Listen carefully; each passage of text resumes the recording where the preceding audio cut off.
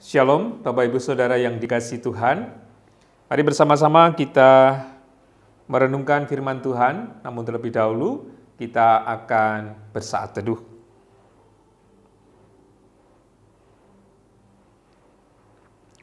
Firman Tuhan yang kita dengarkan terambil dari Injil Matius pasal 12, ayatnya yang ke-9 sampai dengan yang ke-15.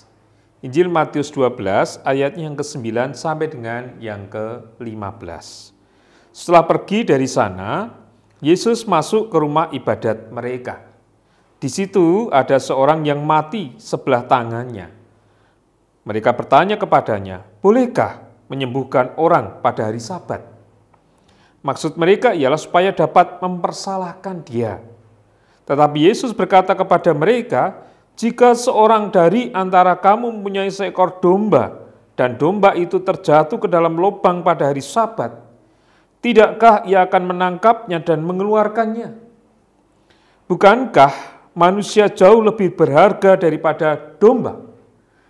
Karena itu, boleh berbuat baik pada hari Sabat." Lalu kata Yesus kepada orang itu, "Ulurkanlah tanganmu." Dan ia mengulurkan tangannya, maka pulihlah tangannya itu dan menjadi sehat seperti tangannya yang lain. Lalu keluarlah orang-orang Farisi itu dan bersekongkol untuk membunuh dia. Tetapi Yesus mengetahui maksud mereka, lalu menyingkir dari sana. Saudara yang terkasih di dalam Tuhan Yesus Kristus,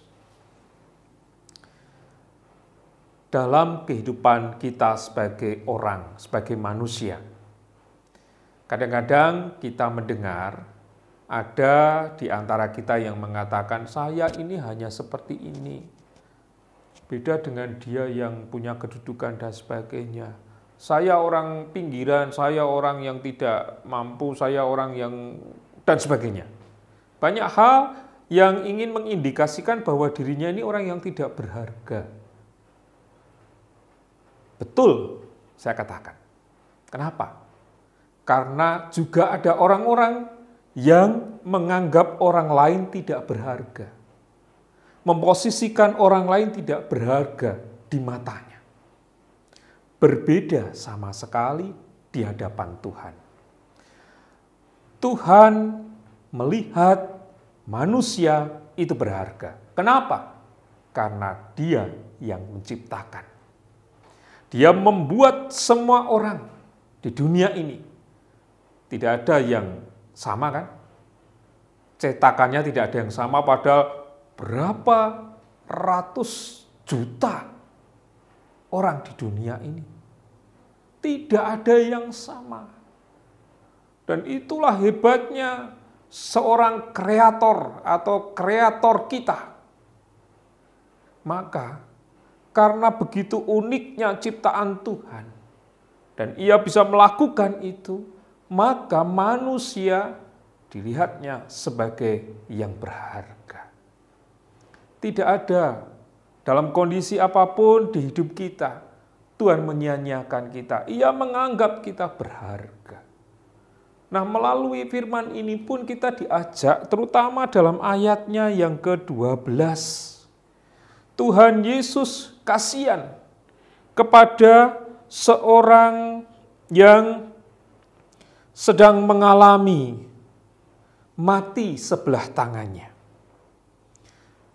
Pada waktu itu hari Sabat, dan kita tahu orang Yahudi sangat mensakralkan Sabat, supaya tidak ada siapapun yang berani untuk menjalankan pekerjaan. Karena memang disakralkan perintah Tuhan dari hukum Taurat juga begitu.